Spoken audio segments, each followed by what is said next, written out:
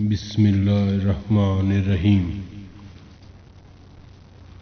اور اسی وقت اللہ تعالیٰ سے دعا کی، تب وہ فوراً ہی ابر کھلا اور ہوا بھی کم ہو گئی اور حالات معمول پر آ گئے۔ باقی ماندہ جب وہ وہاں سے چلے تو قبل اس کے کہ وہ قافلہ مصر پہنچے، وہاں یہ خبر ہو گئی کہ آج جو قافلہ مالک بن زگر کا آ رہا ہے، اس میں مالک بن زگر ایک ایسا غلام عبرانی لا رہا ہے کہ اس کی خوبصورتی اور حسن جمال لاسانی ہے، اور پردہ زمین پر نہ ایسا آج تک ہوا اور نہ ہوگا۔ یہ سن کر تمام اہل مصر سوداگر کے استقبال کو آئے تو تمام اہل مصر نے حضرت یوسف علیہ السلام کو دیکھا اور جو صفتیں کہ سنی تھیں اس سے بھی کہیں زیادہ ان میں پائیں۔ مالک ابن زگر نے اپنے گھر کو اچھی طرح سنوارا اور باقاعدہ اپنے گھر میں فرش و فروش دبائے رومی کے بچھائے، اور حضرت یوسف علیہ السلام کو لباس فاخرہ پہنا کر تاج زریں سر پر رکھا۔ اس کے بعد مالک ابن زگر نے پورے شہر میں منادی کرا دی کہ میں غلام نہایت خوبصورت، خوش خلق، عقل مند، دانا، چالاک، فرما بردار، حیادار بیچتا ہوں۔ جس کی خواہش اس کے خریدنے کی ہو وہ وقت مقررہ پر حاضر ہو۔ یہ منادی سن کر اہل مصر ادنا والا مالک ابن زگر کے گھر آ کر سب جمع ہو گئے۔ اتفاقاً حضرت یوسف علیہ السلام نے بھی ان لوگوں کی طرف دیکھا کہ میری قیمت میں یہ لوگ بہت ہی پس و پیش کر رہے، اور حضرت یوسف نے اپنے دل میں خیال کیا کہ یہ مالک میرے بیچنے میں عجب خطا میں پڑا ہے کہ اس دن میرے بھائیوں کے ہاتھ سے جو اصل قیمت میری ان سب کو معلوم تھی 9 درم کو مول خریدا تھا، اور آج مجھ کو کوئی نہیں پہچانتا۔ کیوں نہیں یہ مجھ کو 50 درم میں بیچتا؟ اور یہ قیمت حضرت یوسف علیہ السلام نے اپنی انکساری سے ٹھہرائی۔ تب اللہ تعالیٰ کی طرف سے الہام ہوا کہ اے یوسف، تو نے ایک روز آئینہ میں اپنی شکل و صورت دیکھ کر فخر سے اپنی قیمت کا آپ ہی مول زیادہ خیال کیا تھا، اور آج نہایت عجز و انکساری سے اپنی قیمت کم کہی، اور اسی وجہ سے اب تجھ پر فضل خدا ہوتا ہے، اور اب تو دیکھ کر تیری قیمت کس قدر زیادہ ہوتی ہے اور تجھ پر کتنا فضل خدا ہوتا ہے۔ مالک ابن زگر نے حضرت یوسف علیہ السلام کو لباس فاخرہ پہنا کر کرسی پر بیٹھا دیا اور لوگوں کی طرف مخاطب ہو کر بولا۔ یہ سن کر حضرت یوسف نے کہا، اے مالک ابن زگر، مت کہو یہوں۔ یہ سن کر دلال بولے کہ ایسا دستور نہیں کہنے کا۔ پھر حضرت یوسف علیہ السلام نے فرمایا، اگر یہاں کہنے کا دستور نہیں کہنے کا؟ پھر حضرت یوسف نے فرمایا۔ یہ سن کر تمام دلالوں نے کہا، چپ رہیے، ایسا مت کہو، اگر لوگ سنیں گے تو خریدنے سے انکار کر دیں گے۔ پھر اس کے بعد پکار لگائی گئی کہ 1000 بدر سے اشرفی اس غلام کی قیمت ہے کیا؟ کوئی ہے اس کو خریدنے کے واسطے؟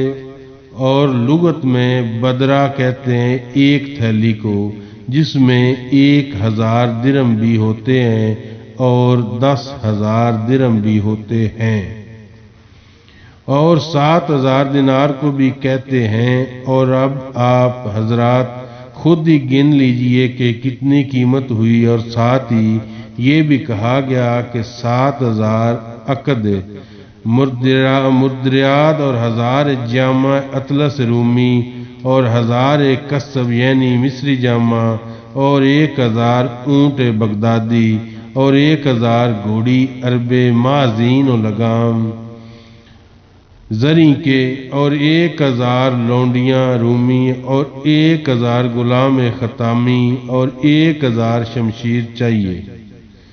جب یہ قیمت ٹھہری تو جتنے خریدار تھے سب کے سب چپ رہے۔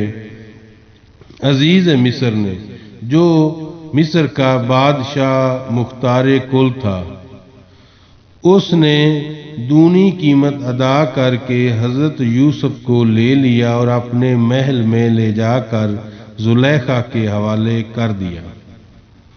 اور اس نے زلیخا سے کہا، میں نے یوسف کو بڑی قیمت دے کر خریدا ہے، تم اس کو اچھی طرح رکھنا اور بطور فرزند کے پیار و خدمت کیجیو، غلام کے طور پر نہ رکھنا، جیسا کہ اللہ تعالیٰ نے قرآن مجید میں فرمایا ہے۔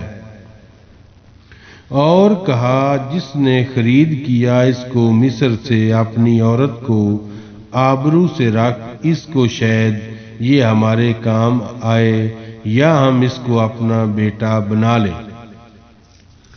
جب یوسف کو زلیخا نے دیکھا تو ایسی فریفتہ ہو گئیں کہ ایک دم آنکھوں سے جدا نہ کرتیں اور دن رات ان کی خدمت میں رہا کرتیں اور ہر چیز ان پر تصدق و نثار کرتی تھیں اور دنیا کی ہر قسم کی نعمتیں ان کو لا لا کر کھلایا کرتی تھیں اور نئے نئے لباس فاخرہ ہر روز ان کو پہناتی تھیں اور ایک تاج مرصع بھی ان کے سر پر رکھواتی اور ان کو اعلیٰ مسند پر بٹھا کر اپنی آرزوئیں مٹاتی اور ان کی ہر طرح سے دلداری کرتی تھیں۔ اسی طرح سے تقریباً 7 سال گزرے اور حضرت یوسف کا شغل اکثر یہ تھا کہ اپنے ہاتھ میں ایک عصائے مرصع لے کر ہمیشہ برخالہ کے ساتھ کھیلا کرتے تھے۔ اتنے عرصہ میں زلیخا کے ہوش و صبر کی طاقت جاتی رہی اور نوبت یہاں تک پہنچی اور اپنا بھید بھی کسی پر ظاہر نہ کرتی تھی۔ اور حضرت یوسف علیہ السلام کا یہ حال تھا کہ جتنی دلداری زلیخا حضرت یوسف کی کرتی تھیں وہ زلیخا کی طرف کچھ بھی التفات نہ کرتے تھے۔ جب کبھی زلیخا اپنی غرض کی باتیں حضرت یوسف سے کرتی تھیں تو وہ اس کا کوئی جواب نہ دیتے تھے۔ اسی حالت میں حضرت یوسف علیہ السلام زلیخا کے پاس تقریباً 7 سال رہے، لیکن باوجود اتنی قربت کہ انہوں نے کسی وقت بھی فعل و شنی کا خیال نہ کیا اور ہمیشہ اس سے باز رہے۔ زلیخا اپنی پوری کوشش برابر کرتی رہی لیکن اپنے ناپاک ارادے میں کبھی کامیاب نہ ہو سکی۔ زلیخا ہر تدبیر سے تنگ آ گئی اور کوئی تدبیر کارگر ثابت نہ ہوئی اور اسی فکر میں رات دن نڈھال رہنے لگی۔ اتفاقاً ایک بوڑھی عورت ہمسائی نے زلیخا سے کہا، اے زلیخا، خیر تو ہے، پہلے تو میں تجھ کو بہت خوش و خرم دیکھتی تھی، لیکن اب چند روز سے تم کو بہت فکر مند دیکھتی ہوں۔ ایسی کون سی خطرناک بات سامنے آ گئی ہے جس کی فکر تم کو غم زدہ کیے ہوئے اور تم بہت ہی بے قرار دیکھ رہی ہوں؟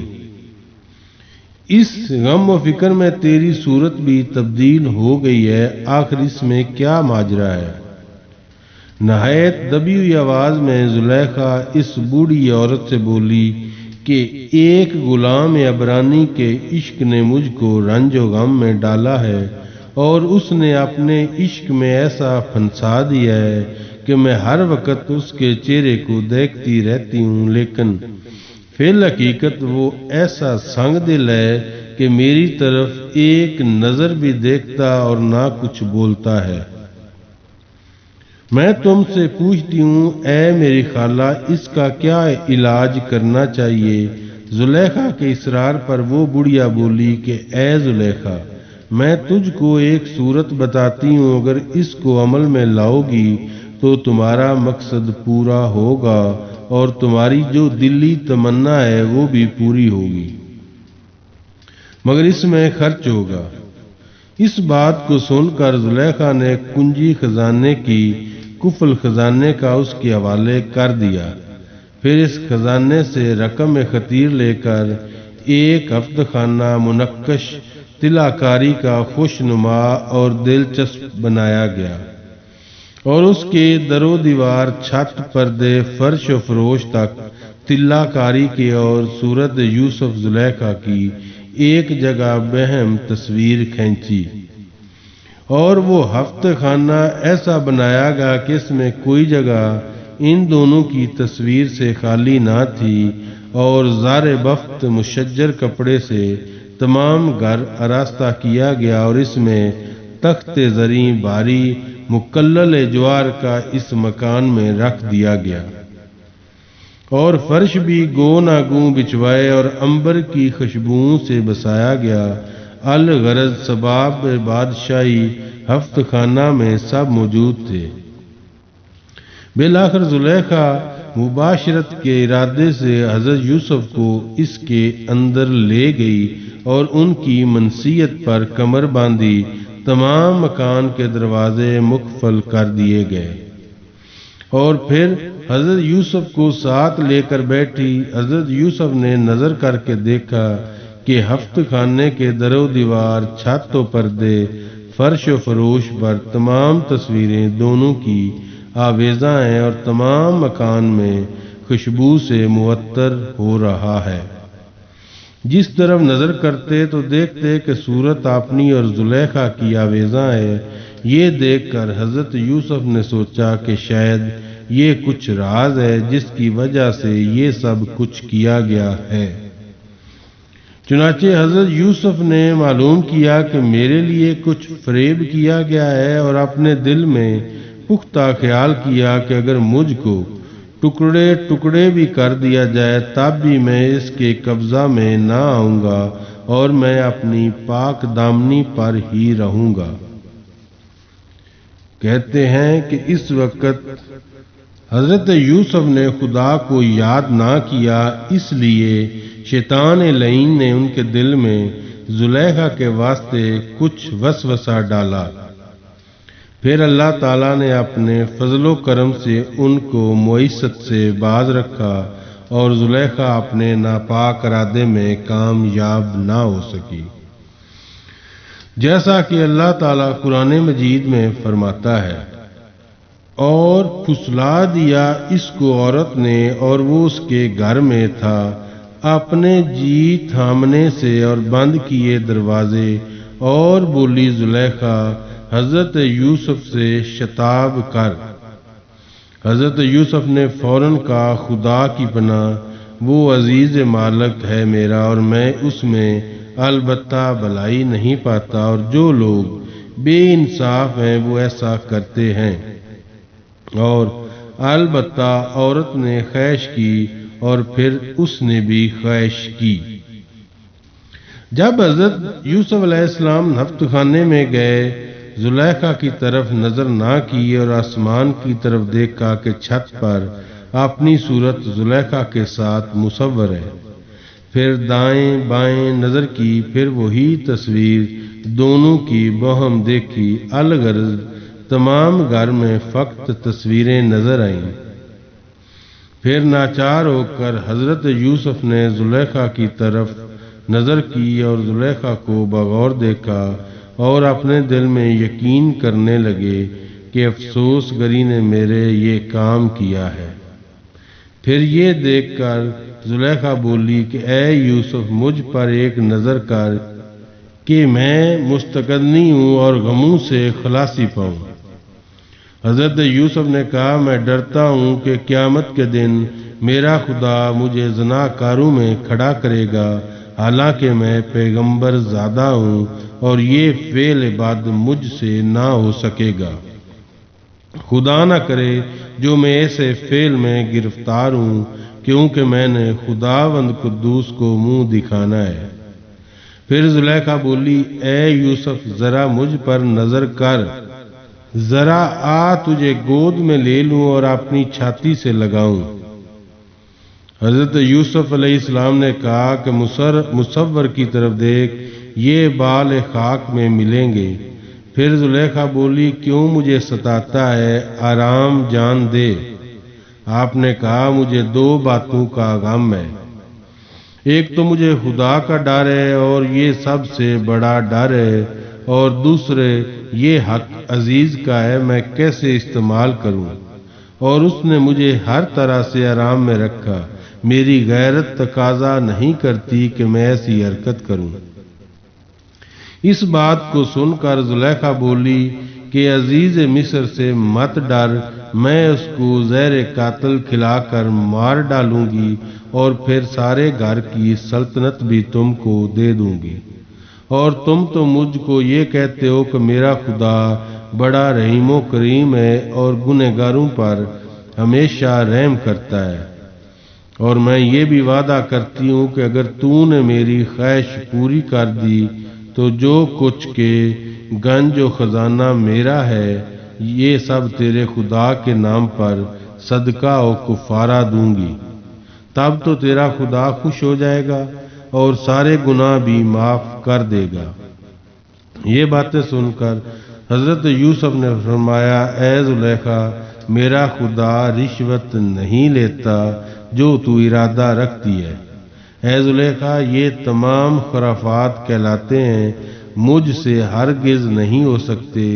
یہ سن کر زلیخا بالکل مایوس ہو گئی اور بہت بے تابی کے ساتھ رونے لگی، اور حضرت یوسف برابر اس فعل بد سے انکار ہی کرتے رہے، اور کسی لمحہ بھی آپ نے اس فعل بد کا ارادہ یا قصد نہ فرمایا، اور یہی شان نبی کی ہوتی ہے۔ بس بار بار اصرار پر حضرت یوسف کچھ مائل ہوئے، لیکن پھر دل میں سخت اندیشہ کرنے لگے۔ یہاں پر کچھ اعتراض ہے کہ حضرت یوسف پیغمبر تھے اور پھر اس فعل کبھی پر قصد کیا۔ جواب اس کا بعد علماء محققین نے یہ دیا ہے کہ حضرت یوسف اس طرح مائل ہونے کے وقت پیغمبر نہ تھے، اور حالت شباب میں قصد کبھی کرنا مقتضائے بشریت سے بعید نہیں، اور دوسرے یہ کہ جو فعل نہیں کیا ہو اس میں اندیشہ کرنا مواخذہ نہیں۔ اور بعضوں نے کہا ہے کہ شاید یوسف اس لیے اندیشہ کرتے تھے کہ اگر شوہر اس کا نہ ہوتا تو میں اس سے نکاح کر لیتا۔ اور مفسرین نے تفسیروں میں لکھا ہے کہ حضرت یوسف نے جب زلیخا کو حد درجہ مضطرب دیکھا اور اپنی جان دینے پر مستعد ہوئی، تب آپ نے ارادہ کیا کہ میں زلیخا سے رہائی پاؤں۔ اور بعضوں نے کہا ہے کہ دلیل سے یوں ثابت ہوتا ہے کہ یوسف علیہ السلام نے جب دیکھا کہ زلیخا نے ہفت خانے کے دروازے بند کر دیے اور اپنی جان دینے پر مستعد ہوئی، تب ناچار اس کے سوا کوئی رہائی نہ دیکھی، اور پھر اس کی طرف مخاطب ہوئے اور آزادی اور ازار بند میں اپنے ساتھ ساتھ گرہ دے رکھی تھی تاکہ اس کے کھولنے میں تاخیر ہو۔ اور یوسف اللہ کی طرف نظر کیے تھے کہ اتنے میں زلیخا نے خوش و محفوظ ہو کر جلدی سے ان کا ہاتھ پکڑ لیا اور متقاضی مباشرت کی ہوئی۔ پس یوسف کے ازار بند کی ایک گرہ کھولنے میں لگتی، دوسری گرہ ازار بند کی لگ جاتی، اور حضرت یوسف کا دھیان بھی اس وقت خدا پر ہی تھا۔ پھر ایک آواز غیب سے آئی کہ اے یوسف، مت آ اس کے فریب میں اور نہ اس کی طرف توجہ کر، اگر تو نے اس کی طرف توجہ کی تو فعل بد کا مرتکب ہو جائے گا، اور تیرا نام بھی خدا کے ہاں اس جرم کی پاداش میں انبیاؤں کے دفتر سے مٹا دیا جائے گا، اور نامعلوم خدا تیرے ساتھ کیا معاملہ کرے۔ چنانچہ حدیث قدسی میں آیا ہے کہ حضور اکرم صلی اللہ علیہ وآلہ وسلم نے فرمایا، اے یوسف، اگر موافقت کی تم نے گناہ کی تو مٹا دے گا اللہ تعالیٰ تیرا نام انبیاؤں کے دفتر سے۔ تب سنتے ہی یہ الفاظ غیبی حضرت یوسف دروازے کی طرف دوڑے باہر نکل جانے کے واسطے، اور پیچھے زلیخا دوڑی ان کو پکڑنے کو۔